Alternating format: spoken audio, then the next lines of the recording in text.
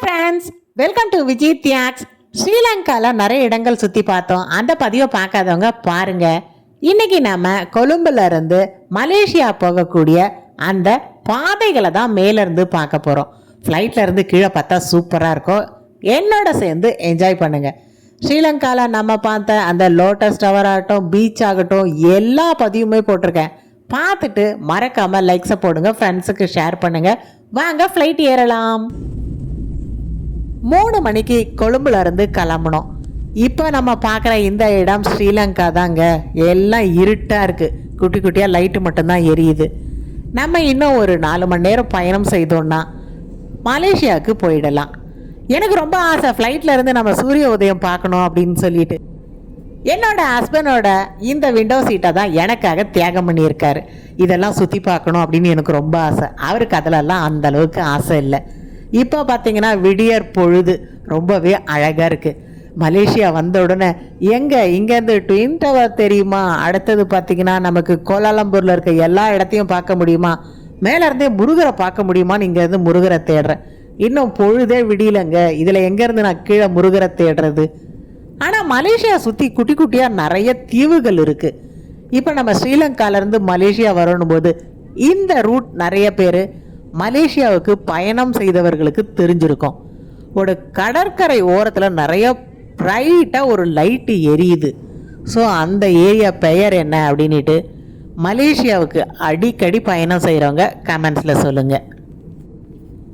முதல் முறையாக இப்போ நான் மலேசியாவுக்கு வர்றதால எதிர்பார்ப்புகள் எனக்கு ரொம்பவே அதிகமாக இருக்குது. முக்கியமாக நான் இப்போ வந்திருக்குது பட்டுகேஸில் இருக்க முருகரை தரிசிக்கணும். அதுதான் என்னோட நீண்ட நாள் கனவுங்க. ஆமாங்க, இங்கே நடக்கிற அந்த தைப்பூசம் நமக்கு டிவியில் பார்க்கும்போதெல்லாம் அச்சோ இந்த முருகரை எப்போ பார்ப்போம் அப்படின்னு இருக்கோம். அதற்கான ஒரு நல்ல வாய்ப்பு இப்போ அமைஞ்சிருக்கு எனக்கு.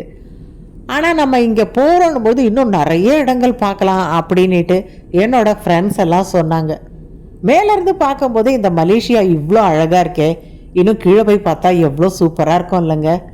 அங்கங்கே லைட்டெல்லாம் எரியுது. மெயின் ரோடு, குட்டி குட்டி ரோடு, குட்டி குட்டி வீடு எல்லாம் அழகாக தெரியுது இங்கேருந்து பார்க்கும்போதே. ஸ்ட்ரீட் லைட்லாம் பார்த்தீங்கன்னா பளிச்சுன்னு எரியுது. உங்களுக்கு தெரியுதா இந்த இடத்துல இருந்து? ஸோ இந்த ஏரியா பேர் தான் நமக்கு என்னன்னு தெரியல. என்னவோ ஏரியா பேர் இருக்கட்டும், மேலேருந்து ரசிக்க அழகாக இருக்குது. மலாய் மக்கள், இந்திய மக்கள், சீனர்கள், இதை மாதிரி பலதரப்பட்ட மக்கள் வாழக்கூடிய இந்த மலேசியாவை சுற்றி பார்க்கணும். அங்கே இருக்க மக்களோட பேசணும். முக்கியமாக அங்கே இருக்க உணவுகள் பார்க்கணும். சீனா டவுன் அங்கே போய் நிறைய ஷாப்பிங் பண்ணணும். அப்புறம் பார்த்திங்கன்னா இந்த இடத்துல நல்ல ஒரு மலை மேலே ஏறி போனால் பெரிய ஷாப்பிங் மால் இருக்குமா, அதையும் சுற்றி பார்க்கணும். ஸோ இதை மாதிரி நிறைய ஒரு லிஸ்ட்டே வச்சுருக்காங்க. பர்ச்சேஸ் பண்ணுறதுக்கும் பெரிய லிஸ்ட்டு இருக்குது. சரி, நம்ம கீழே அப்படியே இந்த தீவுகளெல்லாம் எட்டி பார்க்கலாம். இந்த மலேசியாவோட அழகை மேலேருந்து ரசித்தபடியே நம்ம இந்த மலேசியாவோட வரலாறை பார்க்கலாமா? வரலாறுன்னு பார்க்கும்பொழுது எல்லா நாட்டுக்குமே ஒவ்வொரு வரலாறு இருக்குங்க. 15ஆம் நூற்றாண்டு அப்போ உருவான மலாக்கா பேரரசு தான் மிக முக்கியமான பேரரசாக கருதப்படுது. அதுக்கப்புறமா ஆங்கிலேயரோட ஆக்கிரமிப்பு. உலகத்தில் இவங்க கால் வைக்காத இடமே இல்லை போல இருக்குங்க. 1957 ஆகஸ்ட் 31 துங்கு அப்துல் ரஹ்மான் அவர் தலைமையில் மலாயா சுதந்திரம் அடையுது. நம்ம 1947, இவங்க 1957. ஒரு 10 வருஷம் லேட்டாக சுதந்திரம் கிடச்சிருக்குங்க. 1963ஆம் ஆண்டில் மலேசியா அப்படின்னு நல்ல ஒரு அழகான நாடாக உருவாகுது. என்னடா இவங்க ஃப்ளைட்டில் இருந்து மலேசியாவை ரசிங்கன்னு சொல்லிட்டு இந்த மொக்க கதையை சொல்கிறாங்கன்னு பார்க்காதீங்க. சூரிய உதயத்துக்காக தாங்க வெயிட் பண்ணுறேன். வந்துருச்சுன்னா அழகாக வானத்துலேருந்து சூரிய உதயம் பார்க்குறது அழகாக இருக்கும். அது வரையும் கொஞ்சம் வரலாறை தான் நம்ம பார்ப்போமே. மலாக்கா அதை சுற்றி இருக்க பகுதி எல்லாமே இங்கே ஒரு வணிக மையமாக இருந்திருக்கு. தொன்று தொட்ட காலத்துலேருந்தே இந்தியா, சீனா எல்லாம் இங்கே வர்த்தகம் செய்யறதுக்கான ஒரு இடமா இருக்குது. இதை மாதிரி எல்லாம் சீனர்கள், இந்தியர்கள் வரும்பொழுது இங்கே பௌத்த மதம், இந்து மதம் அப்படின்னு எல்லா மதமும் பரவுது. கீழே பாருங்களேன், அந்த தீவு ரொம்ப அழகாக இருக்குல்ல. 15ஆம் நூற்றாண்டு பரமேஸ்வரன் அப்படின்ற மன்னரால் மலாக்கா தோற்றுவிக்கப்படுது. இது பின்னடைவில் தான் பெரிய இஸ்லாமிய வணிக மையமாக மாறி இருக்கு. பரமேஸ்வரன் அப்படின்னு கேட்கும் பொழுது இந்தியாவிலிருந்து இங்கே வந்த ஒரு மன்னராக தான் இருக்கக்கூடும். கலிங்க பேரரசு இங்க வந்ததாகவும் ஒரு குறிப்புகள் இருக்கு. நீங்க மேல இருந்து பார்க்கும் பொழுது இங்க நமக்கு சோலார் எனர்ஜி எடுக்கக்கூடிய அந்த தகடுகள் பலன்னு பார்க்கும்பொழுது தெரியுது. ஆமாங்க, எல்லாத்துக்கும் நம்ம பெட்ரோல் டீசலே நம்பிட்டு இருக்க முடியாது. இந்த சூரிய ஒளியை நம்ம பயன்படுத்துறது நாட்டின் பொருளாதார வளர்ச்சிக்கு ரொம்பவே முக்கியம். 19, 20ஆம் நூற்றாண்டுல பிரிட்டிஷ் அரசு மலேசியாவை முழுமையா கைப்பற்றுது. இந்த இடத்துல இருக்க இந்த ரப்பர் தோட்டங்கள், கனிம வளம் பார்க்கும்போது இந்த தகரம் எடுக்கிறது, இந்த வேலைக்கு நிறைய மக்கள் தேவைப்படுறாங்க. அந்த பக்கத்துல இருந்து சீனாவில இருந்து மக்கள் இழுத்துட்டு வர்றது, இந்த பக்கம் இந்தியாவில் இழுத்துட்டு போறது, அதை மாதிரி இவங்க டெவலப் பண்ணியிருக்காங்க. கதையை கொஞ்சம் நேரம் நிறுத்தி வச்சுட்டு கீழே பார்ப்போம். இங்க இருந்து பார்க்கும்பொழுது ஒரு ஆறு மாதிரி தெரியுது, நல்லா அழகா வளைஞ்சு போகுது.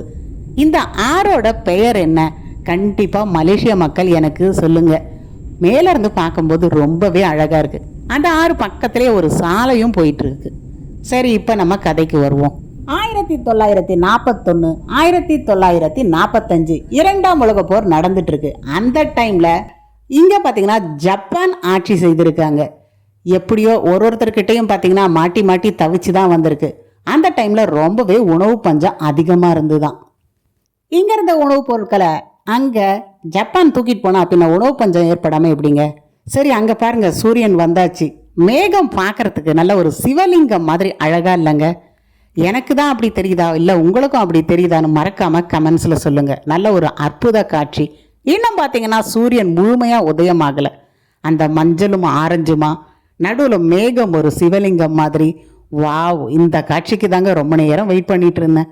ரொம்ப அற்புதமான காட்சி இது. காண கிடைக்காத காட்சின்னே சொல்லலாம். எனக்கு இப்ப சிவலிங்கம் பார்த்த உடனே சிவபெருமான் பார்த்தீங்கன்னா இங்க இருந்து வணங்கின மாதிரி இருந்தது. முருகப்பெருமானை வணங்குறதுக்காக கனவோட வந்தோம். ஆனா அவங்க அப்பா பார்த்தீங்கன்னா இங்க மேகமா நமக்கு தரிசனம் கொடுக்குறாரு. அதுதாங்க எனக்கு தோணுது. சூரிய பகவான் பக்கத்துல இங்க சிவபெருமான நான் தரிசிச்சுதான் நினைக்கிறேன். உங்க கண்ணுக்கு தெரிஞ்சுதான்னு மறக்காம கமெண்ட்ஸ்ல சொல்லுங்க. அடுத்தது நம்ம இப்ப கோலாலம்பூர் தர இறங்குறதுக்காக வெயிட் பண்ணிட்டு இருக்கோம். நேர வித்தியாசம் அதிகமாவே தான் இருக்கு இந்த இடத்துல. அப்படியே நம்ம இந்த வரலாற்று கதைகளையும் பார்ப்போம். கீழே பார்த்தீங்கன்னா இன்னும் இருட்டாவே தான் இருக்கு. இன்னும் முழுமையா விடியவே இல்லை. இருந்தாலும் அந்த சிவலிங்கத்து மேலதான் என் கண்ணு போயிட்டே இருக்கு. 1963 செப்டம்பர் 16 மலாயாவோட சபா, அடுத்தது சரவாக் ஆகிய நாடுகள்லாம் இணைஞ்சு மலேசியா அப்படின்னு உருவாக்குறாங்க. இதுல சிங்கப்பூர் 1965 இந்த கூட்டமைப்புல இருந்து சிங்கப்பூர் வெளியேறிடுது. இன்னைக்கு பார்க்குற இந்த மலேசியா பல இன மக்கள் வாழக்கூடிய ஒரு நவீன நாடா இருக்கு. மன்னராட்சி மற்றும் நாடாளுமன்ற ஒரு ஜனநாயகத்தை தான் இங்க நம்ம பார்க்குறோம். அப்ப கண்டிப்பா இங்க நம்ம அரண்மனையை பார்க்கறதுக்கு வாய்ப்புகள் அதிகம். ஆமாங்க, மன்னராட்சி இருக்கு அப்படின்னும் போது இங்க ஒரு அரண்மனை இருக்கும்ல, அதையும் நம்ம பார்க்கலாம். கீழே எங்க திரும்பினாலும் ஒரு தென்னை மரம் மாதிரி தோப்பு மாதிரி நம்ம பொள்ளாச்சி பக்கம் போனா தெரியுமே, அத மாதிரி தெரியுது. அப்புறம் தான் சொன்னாங்க அதெல்லாம் அந்த பாமாயில் எடுக்கக்கூடிய மரங்கள் சொல்லிட்டு. இங்க அதிகப்படியா பார்த்தீங்கன்னா நிறைய பாமாயில் எண்ணெய் இதை உற்பத்தி பண்ற ஆலைகள் அதிகமா இருக்கு. சுற்றி காடுகள் மாதிரி இருக்கு, நடுவில் ஒரு ஆலை மாதிரி இருக்கு. அப்படியே பக்கத்துல பார்த்தீங்கன்னா இந்த ஆலைகள்ல பாமாயில் எடுக்கப்படுது. இந்த மலேசியாவில் இருந்தால் உலக நாடுகள் அனைத்திற்கும் பாமாயில் ஏற்றுமதி செய்யப்படுகிறது. மலேசியா கதையை மேலிருந்தே பேசிட்டா எப்படிங்க? கொஞ்சம் பூமிக்கு இறங்கி போய் நிறைய பேசுவோம். இந்த மேலிருந்தே நம்ம பேசின வீடியோ பிடிச்சிருந்தனா மறக்காம விஜய் தியாக் சேனலை சப்ஸ்கிரைப் பண்ணிக்கோங்க. தொடர்ந்து வர பதிவுகளில் மலேசியாவை முழுமையா சுத்தி பார்க்கலாம்.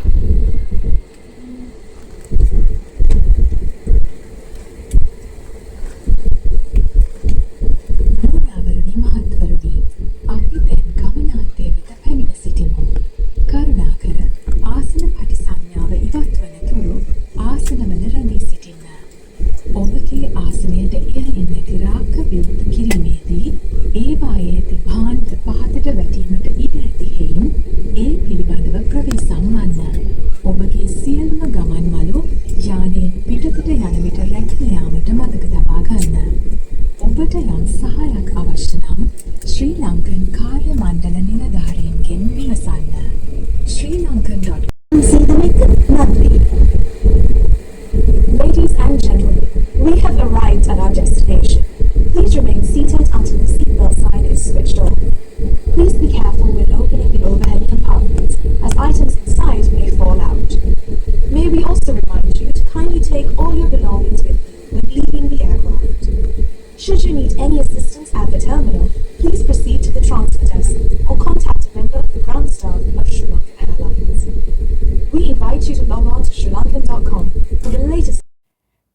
ஸ்ரீலங்கா கொழும்புல இருந்து இங்கே நம்ம மலேசியா வந்திருக்கோம் கோலாலம்பூருக்கு. இந்த பயணம் எனக்கு ரொம்பவே பிடிச்சிருந்தது. கண்டிப்பாக நமக்கு இதை மாதிரி ஒரு பயணங்கள் மேலேருந்து எடுக்கிறதுன்றது ரொம்பவே அரிதானது. அதை தான் இப்போ உங்களோட நான் பகிர்ந்துட்டேன். சில பேர் என்ஜாய் பண்ணியிருப்பீங்க, சில பேர் இது என்ன ஒரு வீடியோவா போரிங் அப்படின்னு நினைப்பீங்க. ஸோ என்ஜாய் பண்ணவங்க கமெண்ட்ஸில் சொல்லுங்கள்.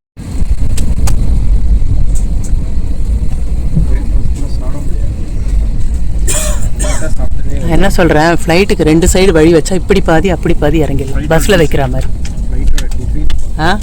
சூப்பர் ஐடியா இல்லை? ஒரே வழின்றதால பாருங்கள் எவ்வளோ நேரம் நிற்கிறதா இருக்கு. கோலாலம்பூர் ஏர்போர்ட்டில் நம்ம இறங்கின பிறகு இங்கே ஒரு மெட்ரோ ட்ரெயின் இருக்குது. அதன் வழியாக ஏறிட்டு தான் அடுத்தது நம்ம ஒரு மெயின் சிட்டிக்கு போக போகிறோம். அங்கே செல்லக்கூடிய வழிகள் நெடுகுமே பார்த்தீங்கன்னா இந்த பாமாயில் எடுக்கக்கூடிய மரங்கள், பாம் ட்ரீ சொல்கிறாங்க, அதுவும் அதிகப்படியாக இருக்குது. என்னோட சேர்ந்து மலேசியாவை என்ஜாய் பண்ணுங்கள். இந்த நாடுகளெல்லாம் சுற்றி பார்க்கும் பொழுது மலேசியா, சிங்கப்பூர் எல்லாமே இந்த அளவுக்கு ஒரு வளர்ச்சி அடைஞ்சிருக்காங்க. வணிகத்திலேயாகட்டும், எல்லாத்துலேயும் விவசாயத்திலும் ஆகட்டும். இந்தியா ஏன் இந்த அளவுக்கு வளர்ச்சி அடையலை, குறிப்பாக நம்ம தமிழ்நாடு ஏன் அடையலை அப்படின்ட்டு 1000 கேள்விகள் எனக்குள்ளே வந்துக்கிட்டே இருக்கு. உங்களோட பதில்களை கமெண்ட்ஸில் சொல்ல மறக்காதீங்க. மலேசியா வந்த உடனே இப்போ நம்ம ஃபஸ்ட்டாக பார்க்க போகிறது பார்த்தீங்கன்னா KL டவர். வந்த உடனே எல்லாருமே ஃபஸ்ட்டு இங்கே தான் வந்து பார்ப்பாங்க, அதுக்கப்புறம் தான் மற்ற இடங்கள் போவாங்க. 421 மீட்டர் KL டவர் மலேசியாவில் இருக்க. இதை ஃபஸ்ட்டு பார்த்துட்டு அடுத்த இடத்துக்கு போவோம். அந்த இடத்துல இருந்து பார்த்தீங்கன்னா மலேசியா ஃபுல்லாக வியூ சூப்பராக தெரியும். வாங்க ட்ரை பண்ணலாம்.